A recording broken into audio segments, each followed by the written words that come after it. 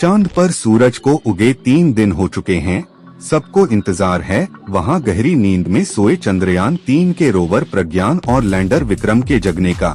लेकिन Indian space research organisation ISRO को विक्रम और प्रज्ञान से अभी तक कोई सिग्नल नहीं मिले हैं।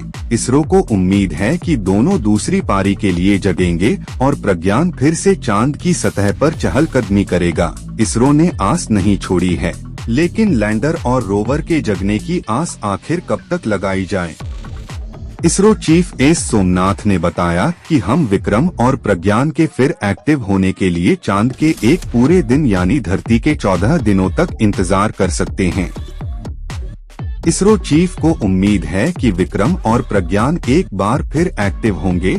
उन्होंने बताया, अभी तक कोई सिग्नल नहीं मिला है, लेकिन मैं ये नहीं कह सकता कि आगे भी सिग्नल नहीं मिलेगा। हम एक पूरे चंद्र दिवस धरती के 14 दिन तक इंतजार कर सकते हैं, क्योंकि इस अवधि के दौरान वहां लगातार सूर्य की रोशनी पहुंचती रहेगी, जिसका मतलब है कि तापमान बढ़ेगा ही बढ़ेगा।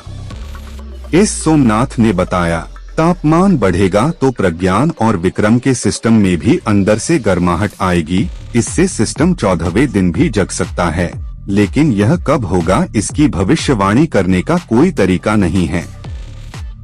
इसरो चीफ ने कहा कि अगर लैंडर विक्रम और रोवर प्रज्ञान फिर से एक्टिव होते हैं तो इसके कई फायदे होंगे। सबसे बड़ा फायदा ये होगा कि वह फिर से वहां स्टडी शुरू कर देंगे। उन्होंने बताया, हमने जो कई प्रयोग किए हैं उनसे हमें डेटा मिला है, लेकिन समय के साथ उनमें बदलाव आ सकता है। उदाहरण के तौर पर चेस्ट चंद्रस सरफेस थर्मोफिजिकल एक्सपेरिमेंट को किसी नई जगह पर रखा जा सकता है।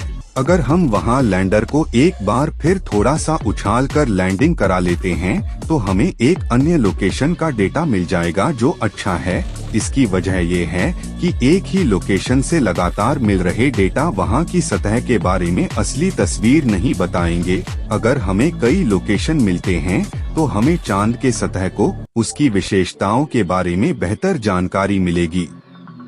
उन्होंने कहा कि अलग अलग लोकेशन से रंभा के साथ साथ अन्य उपकरणों को भी फायदा होगा, क्योंकि उन्हें अलग अलग जगह से अलग अलग समय के डेटा मिलेंगे।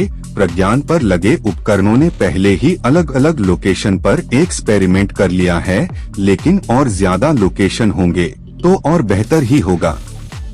लैंडर विक्रम और रोवर प्रज्ञान चांद पर दूसरी पारी शुरू करते हैं या नहीं, इससे चंद्रयान 3 मिशन की ऐतिहासिक सफलता पर कोई फर्क नहीं पड़ने वाला।